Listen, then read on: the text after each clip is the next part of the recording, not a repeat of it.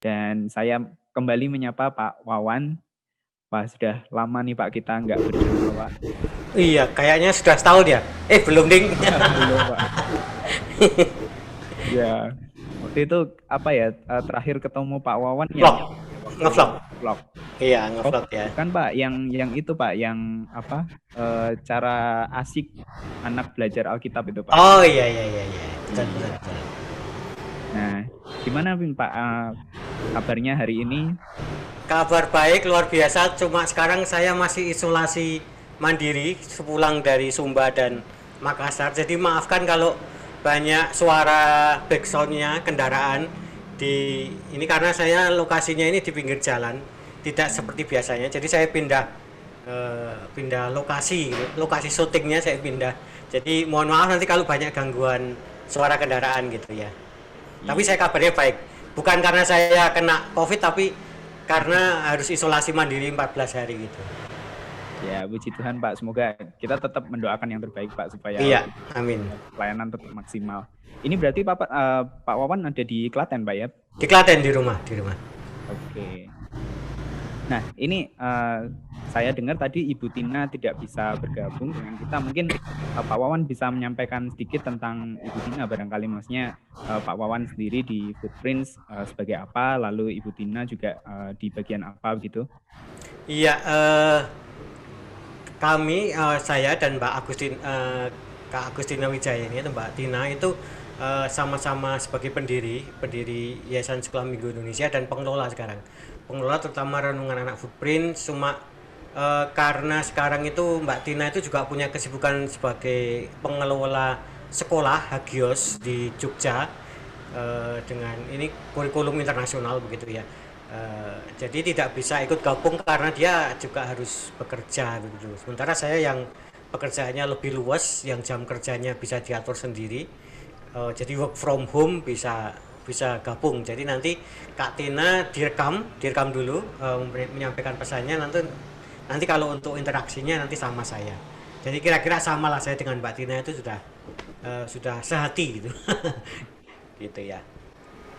Ya, ini sebelum kita masuk ke videonya dari Ibu Tina nih, kalau dari Pak Wawan sendiri, apa yang akan Ibu Tina sampaikan gitu Pak, supaya kita lebih siap barangkali kalau mendengar videonya kita langsung nangkap begitu. Iya, nanti Mbak Tina itu nanti akan menyampaikan awal mula perjalanan atau visi yang diberikan oleh Tuhan pada kami.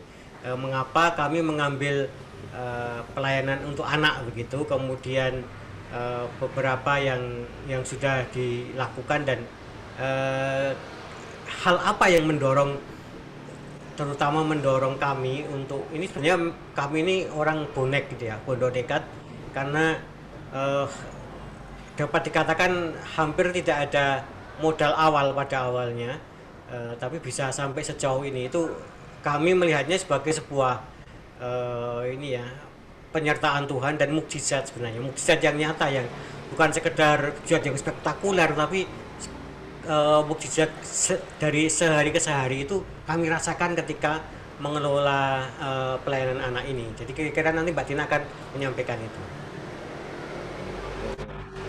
Berarti setelah ini kita akan nonton videonya dulu Ya, gitu Pak? iya. Terus nanti saya Ya. akan menyampaikan beberapa yang behind the scene-nya. Jadi kira-kira apa yang cerita-cerita di balik layarnya nanti saya tambahin gitu. Ya. Oke, kalau gitu saya persilahkan kepada admin untuk memutar video dari Ibu Tina.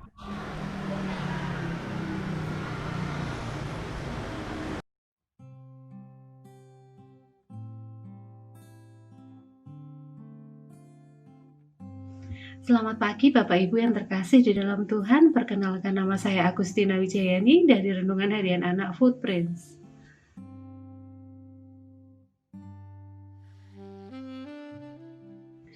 Pagi ini kami rindu berbagi tentang apa yang kami mimpikan dengan mendirikan Yayasan Sekolah Minggu Indonesia. Bapak Ibu Saudara yang terkasih, kurang lebih 9 tahun yang lalu kami bersama-sama menggumuli visi yang dari Tuhan ini. Pada saat itu kami melihat ada banyak guru sekolah minggu di Indonesia yang membutuhkan pengayaan. Sebetulnya mereka selalu membutuhkan pengayaan, apalagi ketika usia mereka bertambah, anak-anak yang dilayani juga berubah. Tetapi dari mana mereka mendapatkan pengayaan? Sedikit pengayaan yang mereka bisa dapat saat itu.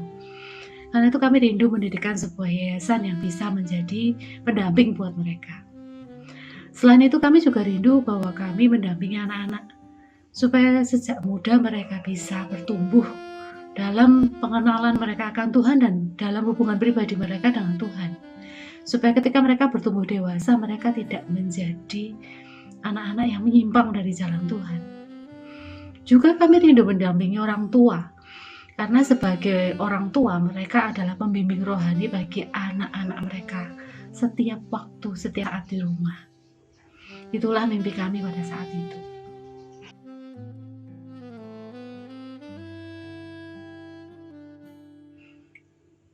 Pada awalnya kami merancang sebuah majalah, yaitu majalah untuk guru-guru sekolah minggu yang ada di Indonesia. Kami mengumpulkan berbagai materi untuk mengayakan guru-guru sekolah minggu, karena memang itu kerinduan kami. Tapi kemudian berjalannya waktu dan berdasarkan pertimbangan dan banyak diskusi dengan para senior di bidang pelayanan dan juga penerbitan, maka kami beralih kepada alternatif lain, yaitu menuliskan dan menerbitkan sebuah renungan harian untuk anak-anak, di mana renungan harian ini akan mengajak anak-anak untuk membaca Alkitab sampai mereka bisa menyelesaikannya secara utuh, tetapi dengan pendekatan yang ramah kepada anak-anak. Dengan tujuan bahwa dengan mereka bertumbuh melalui pembacaan Alkitab pribadi, mereka juga akan bertumbuh ke arah Kristus. Dan inilah kemudian yang kami putuskan bahwa di dalam Yayasan Sekolah Minggu Indonesia, secara penerbitan kita menerbitkan renungan harian anak-anak yaitu Footprints. Sedangkan untuk visi tentang guru sekolah minggu, kami juga tetap akan melakukannya walaupun tidak dalam bentuk media cetak, tetapi kami terus melakukan training dan pengayaan kepada guru-guru sekolah minggu yang ada di Indonesia.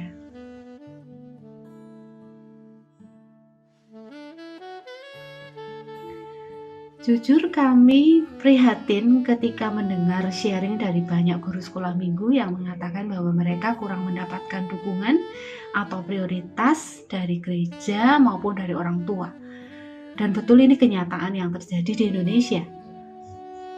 Itu sebabnya kami merasa sangat concern dalam hal ini karena mereka ini adalah orang-orang yang memperjuangkan makanan rohani bagi anak-anak kita. Tetapi mengapa mereka dibiarkan berjuang sendiri? Itu sebabnya harus ada lembaga yang menemani mereka supaya mereka tidak berkurang semangatnya, tidak berkurang tekad pelayanannya sampai mereka bisa memberi yang terbaik bagi anak-anak. Yang kedua adalah melihat kebutuhan anak-anak itu sendiri. Pergumulan anak-anak sekarang ini sungguh sangat berat. Mereka tidak hanya dipengaruhi oleh orang-orang yang mereka jumpai secara fisik, tetapi bahkan mereka juga sekarang menjumpai orang-orang yang tidak tampak secara fisik, tetapi bisa mempengaruhi pikiran dan hati mereka lewat gadget, lewat media yang begitu luar biasa mengelilingi mereka saat ini. Karena itu apa yang kita bekalkan kepada anak-anak kita sekarang? Kalau ada banyak media boleh memasukkan pendidikan bagi anak-anak kita, mengapa kita juga tidak memberi asupan rohani kepada anak-anak kita? Betul mereka sudah ikut sekolah minggu setiap minggu sekali, tetapi itu satu hari, satu kali dalam seminggu. Bagaimana dengan hari-hari lainnya? Sementara anak-anak kita masih punya waktu dan punya kapasitas yang cukup untuk menerima tambahan asupan rohani dari kita.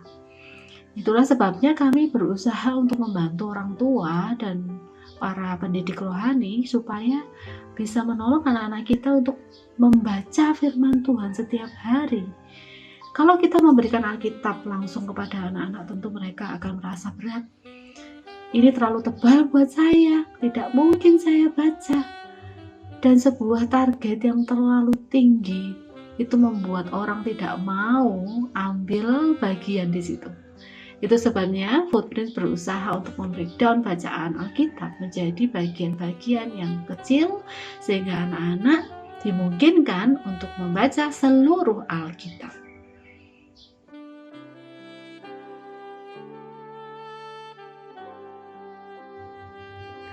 Tantangan untuk memulai dan mempertahankan pelayanan ini sudah muncul bahkan sejak dari awal. Betul, kami mendapatkan visi yang jelas dan semangat yang berkobar-kobar. Kami begitu berapi-api untuk segera rindu mewujudkan pelayanan ini. Tetapi ketika kami mengingat bahwa Tuhan menyuruh kita untuk duduk dan berhitung sebelum memulai sebuah pelayanan, maka tertulislah di atas kertas bahwa kami hanya punya modal untuk mencetak 1 kali terbitan renungan harian Footprints. Sementara rumusan umum bisnis penerbitan, apabila kita mau menerbitkan sebuah terbitan berkala seperti ini, maka paling tidak kita harus punya modal untuk 4-6 volume terbitan. Apalagi kita masih harus menunggu sampai buku-buku ini tersebar di outlet-outlet dan toko-toko buku. Dan itu harus makan waktu. Tetapi itulah pikiran manusia. Apakah itu menghentikan kami? Kami hendak berharap kepada Tuhan. Dan sungguh Bapak Ibu Saudara, jangan pernah berharap kepada manusia. Jangan pernah berharap kepada institusi, se-establish apapun itu. Kalau kita berdoa, memohon hanya kepada Tuhan, maka Tuhan yang memberi panggilan, Tuhan yang memberi jalan keluar, Tuhan yang memberi cara buat kita untuk menjalankan hal ini. Dan sungguh secara ajaib Tuhan mengirimkan orang-orang yang tepat, orang-orang yang sevisi dengan kami, dan Tuhan membuat cara yang luar biasa sehingga Footprints dapat dicetak dari 1 volume ke volume yang berikutnya. Bahkan sampai hari ini Footprints terus ditulis dan dicetak sampai volume 71 saat ini. Semuanya itu adalah kemurahan dan mujizat Tuhan.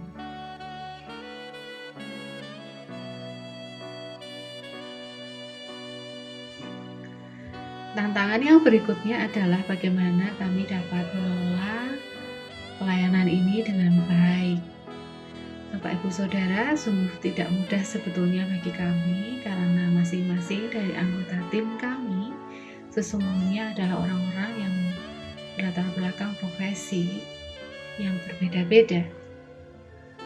Itu sebabnya saya minta maaf tidak dapat live hari ini, tetapi hanya hadir melalui rekaman karena saya saat ini sedang mengajar sebagai guru.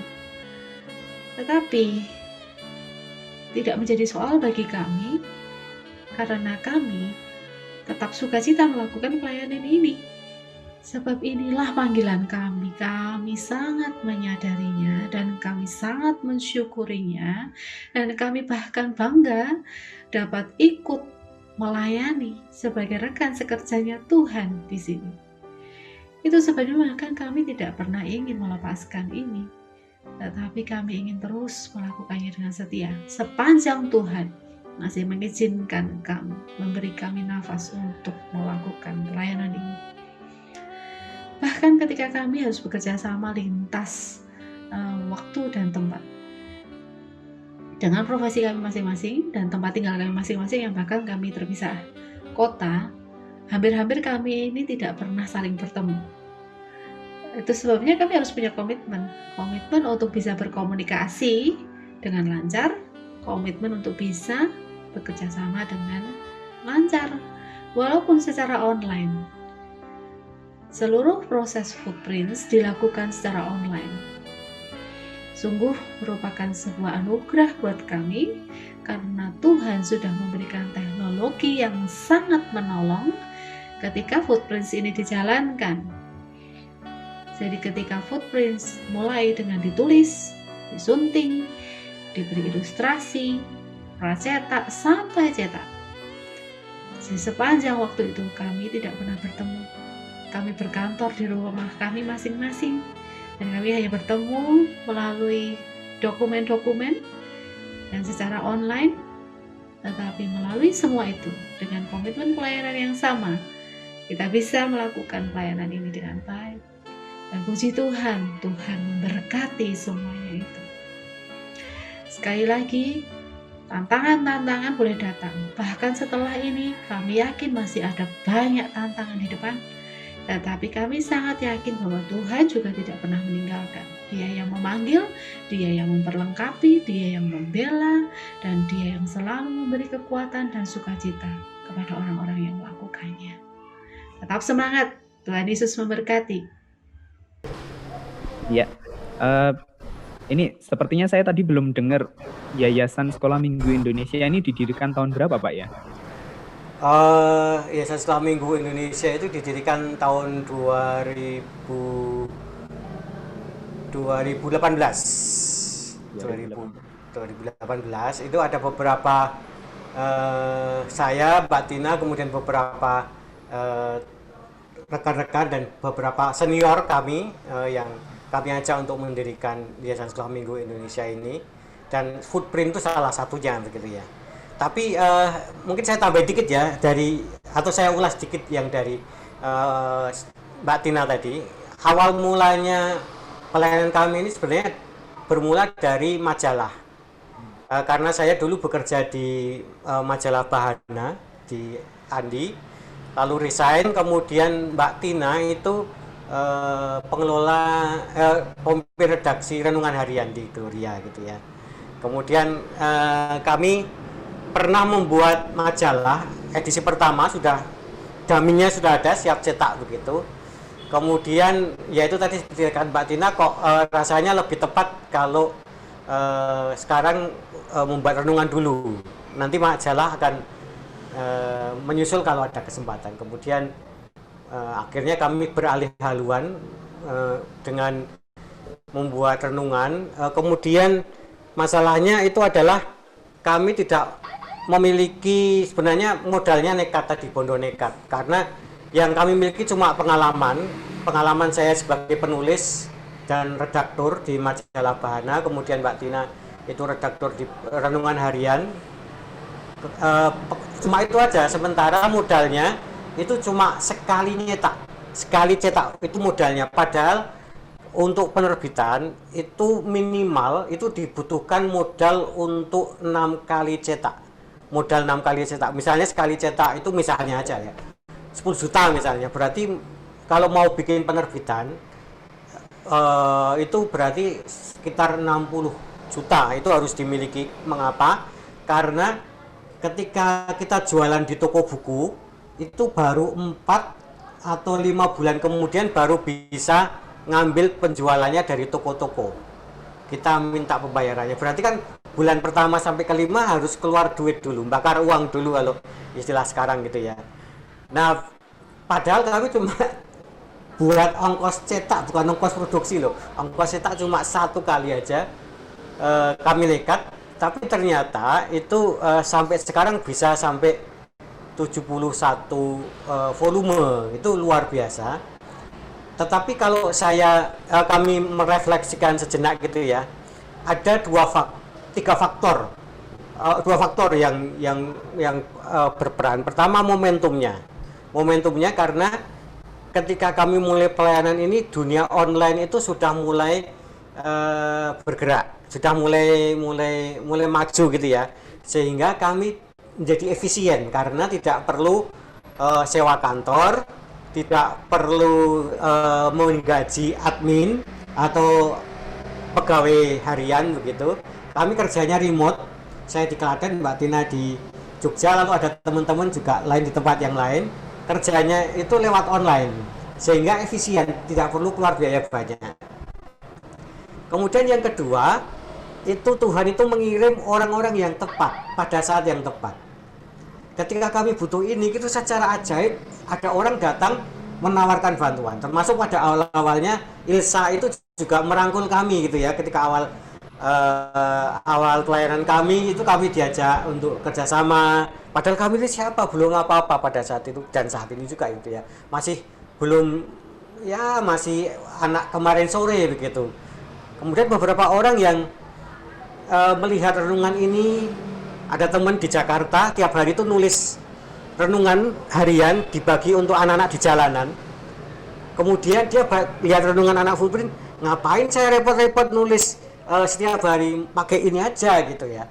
Akhirnya dia memutuskan setelah melihat renungan Footprint itu, lalu memutuskan memakai Footprint dari selama bertahun-tahun menjadi pelanggan tetap kami. Itu banyak sekali peristiwa tersebut yang tidak pernah kami pikirkan, tidak pernah kami bayangkan itu dikirim oleh Tuhan kepada kami pada saat yang tepat gitu. Nah, saya kira ini bisa menjadi apa ya, dorongan bagi teman-teman yang mau memulai pelayanan di bidang apa saja.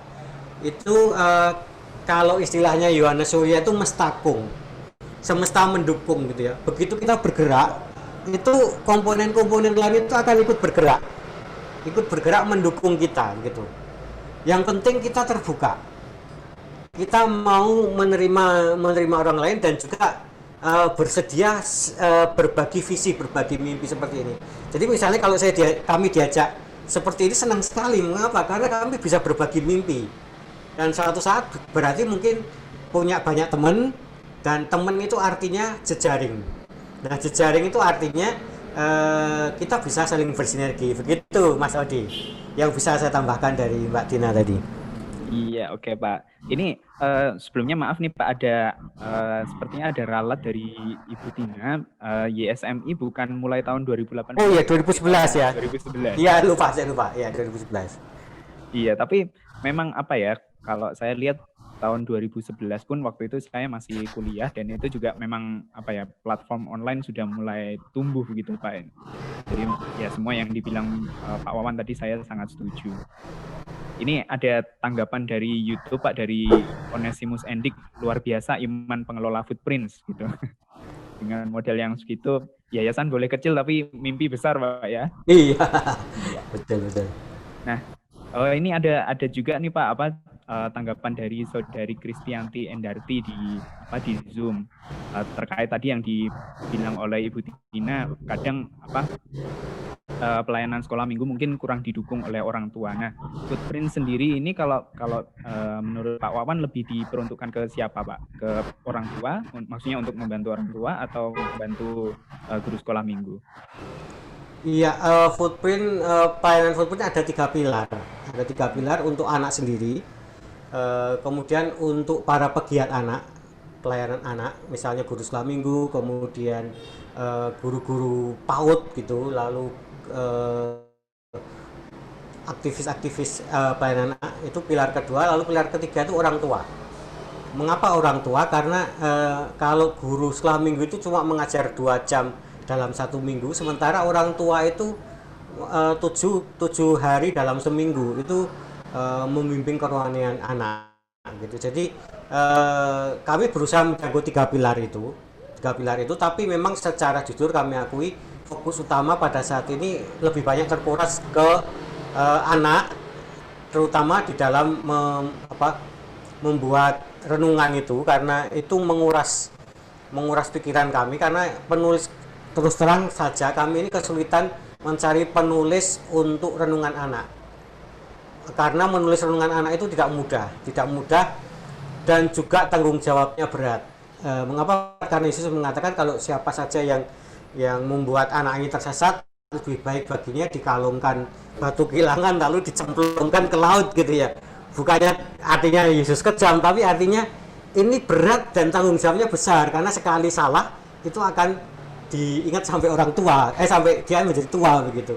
Jadi sebenarnya pelayanan anak itu juga sangat penting gitu ya dari gereja, karena itulah dasar dari keimanan anak-anak. Ketika kita gagal meletakkan iman yang benar pada usia anak, maka pada usia berikutnya dia tidak akan begitu kokoh. kami kalau dalam pelatihan sering mengatakan begini, kalau mau lihat gerejamu 10 atau 20 tahun yang akan datang seperti apa, lihatlah pelayanan anak di gerejamu. Itulah masa depan gerejamu. Kalau gerejamu tidak peduli pada pelayanan anak, artinya itu bunuh diri. Mengapa? Karena 10 sampai 20 tahun yang akan datang itu adalah orang-orang dewasa yang akan menjadi anggota jemaat dewasa di gerejanya begitu.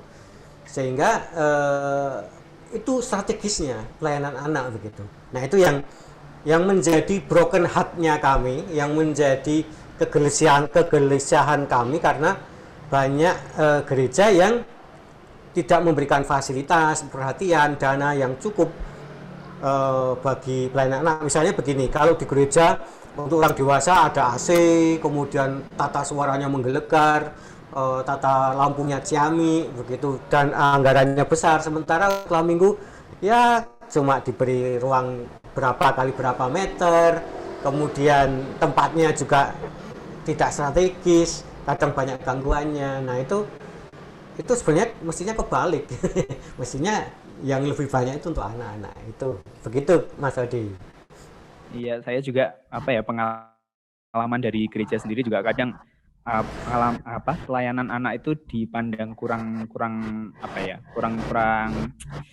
diutamakan karena anak dalam tanda kutip tidak bisa protes gitu, Pak. Maksudnya kalau jemaat awam kan kadang kalau suaranya terlalu besar kah atau khotbahnya mungkin tidak sesuai apa begitu kan jemaat bisa protes ya. Mungkin anak karena tidak bisa protes, tidak jadi itu ya kurang diutamakan. Betul. Nah, ini saya penasaran aja sih, Pak. Kenapa kok namanya Footprints, Pak? Footprints itu yang punya usul Mbak Tina itu ya. Footprints itu kan jejak kaki ya, jejak kaki. Jadi terinspirasi ada cerita yang orang yang berjalan di pinggir laut, kemudian melihat ada jejak kakinya begitu. Lalu mengapa kita tidak pakai itu, tapi dalam konteks bukan dalam penderitaan. Kalau dicerita di laut itu tentang penderitaannya, tapi bagaimana kita mengajak anak-anak itu mengikut jejak Yesus. Makanya di sini kami membuat renungan anak, lalu tagline-nya atau slogannya, ayo ikut jejak Yesus setiap hari gitu ya. Jadi mengikut jejak Yesusnya itu tidak hanya di hari Minggu, tidak hanya pada hari Natal, tapi setiap hari gitu. Jadi mengikut jejaknya ya dalam keseharian kita seperti berjalan bersama dengan Tuhan Yesus gitu. Nah, itu yang disebut footprints, renungan anak footprint. Jadi renungan ini sudah sampai 71. Pada awalnya kami mulai dari Perjanjian Baru, Matius, Markus, Lukas dan sebagainya, lalu sampai Wahyu sudah selesai, volume 32, kemudian mulai dari volume 33 itu kami pindah bacaannya ke Perjanjian Lama dari Kejadian. Nah, sekarang sudah sampai Mazmur, sampai 71 itu Mazmur dan Raja-Raja. Nah, sebenarnya mimpi besar kami itu anak-anak itu mau membaca Alkitab secara lengkap dari Perjanjian Lama sampai Perjanjian Baru, dari Kejadian sampai Wahyu begitu ya. Itu mimpi besarnya, walaupun kayaknya mustahil tapi ternyata bisa.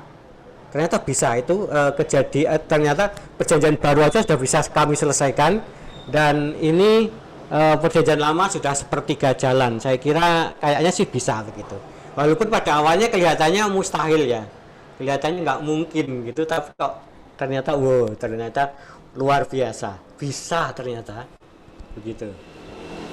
Ya, karena kalau kita lihat kecil kan memang kalau kita lihat dari aspek manusianya, Pak ya, tapi tidak ada yang mustahil bagi Tuhan gitu. Iya. Ini ada juga tanggapan nih dari Pak Dwi, cita-cita Bapak tercapai banget dan sukses selalu buat Bapak Purwanto dan pelayanannya. Buat Pak Iya, terima kasih.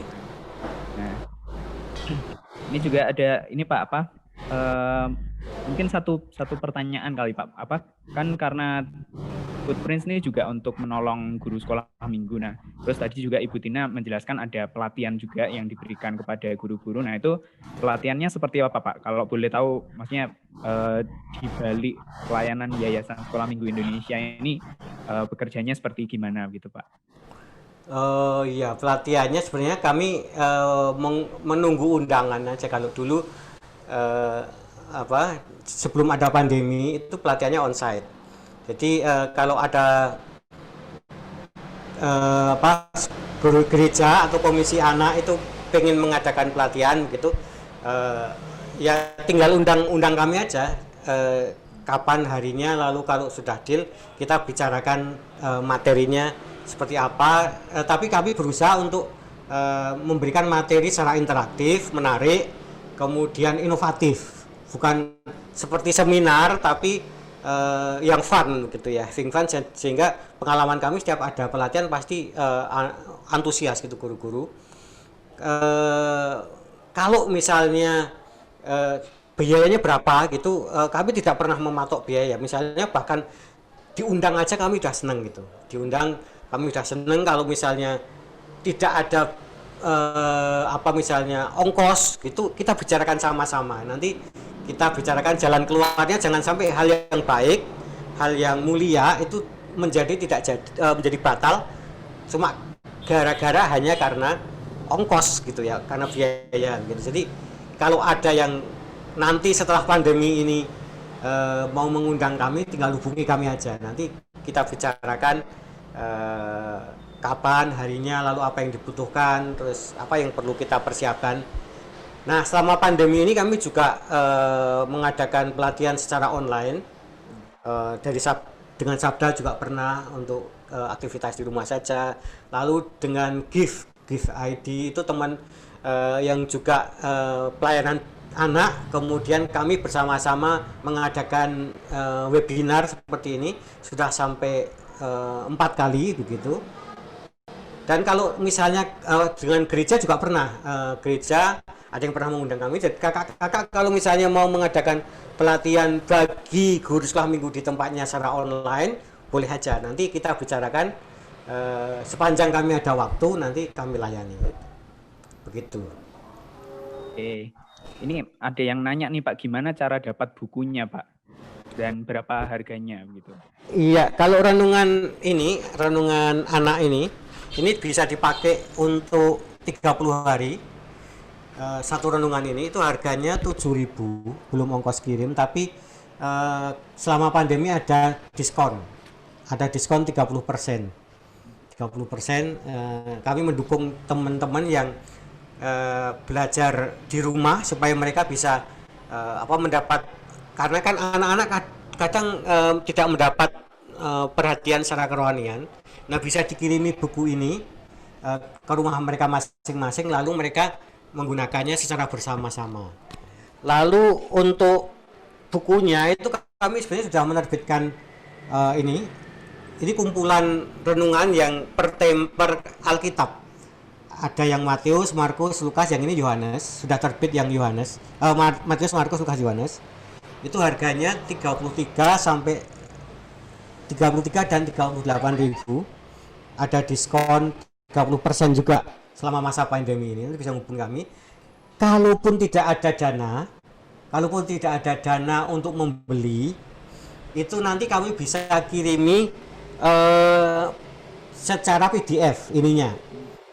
Materi ini PDF untuk selama pandemi ini kami kirim ke kakak-kakak, nanti bisa dikirim lewat WA kepada anak-anak. Nah, selama ini ada beberapa guru sekolah minggu yang menggunakan renungan ini. Jadi setiap hari mereka mengirimkan satu bagian renungan kepada anak-anak. Ini contoh halaman dalamnya. Seperti ini.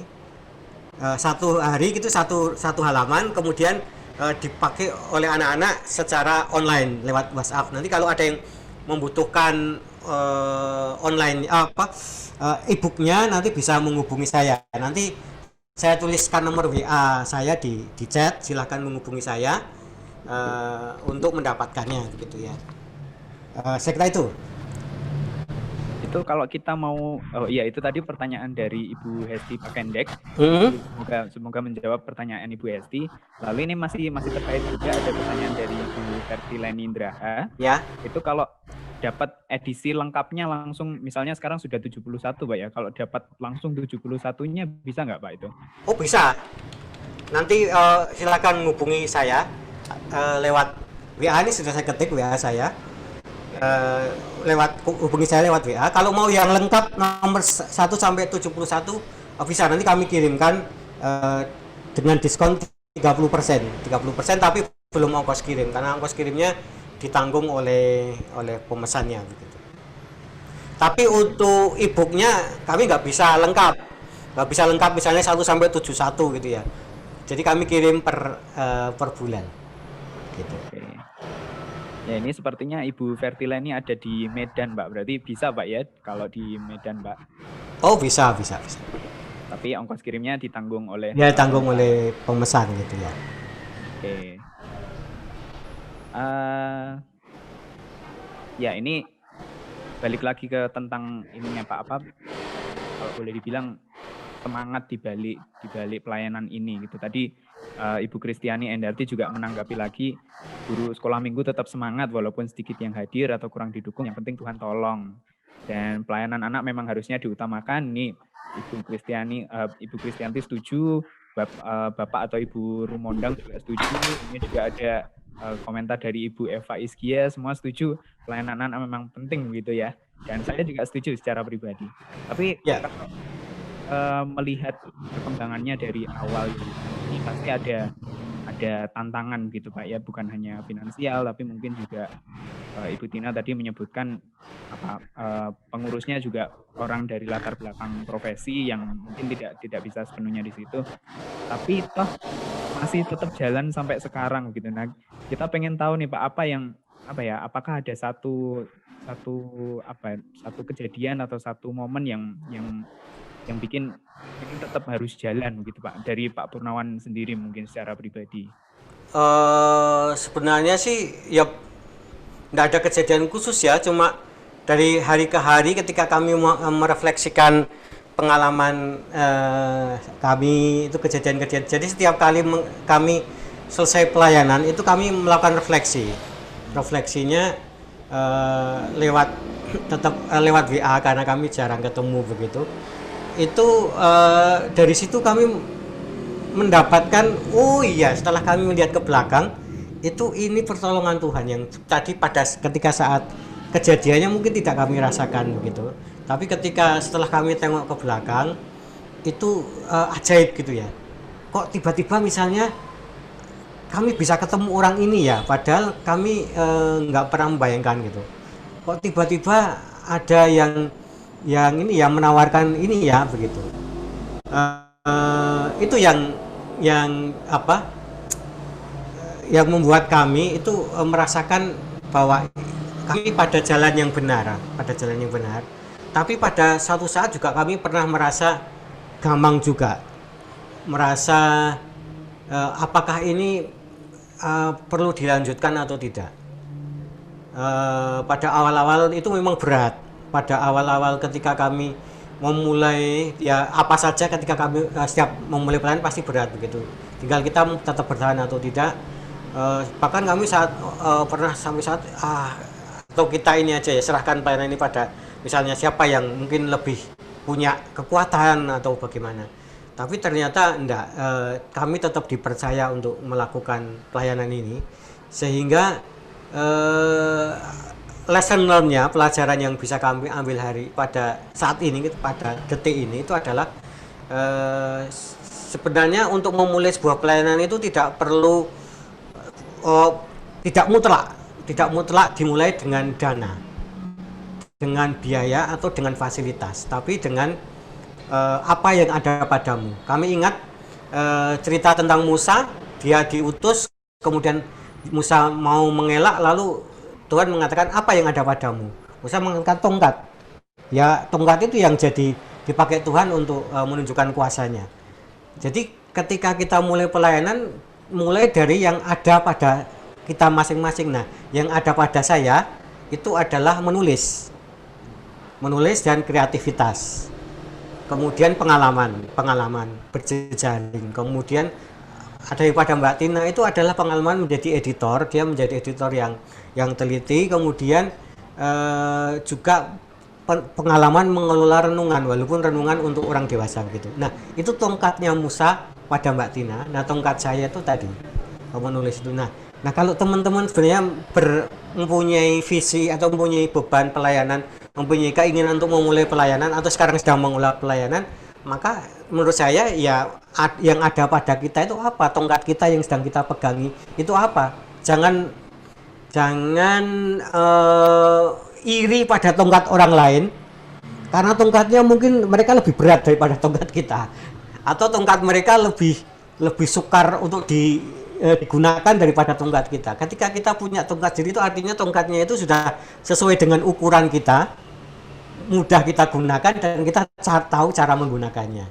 Dan ternyata benar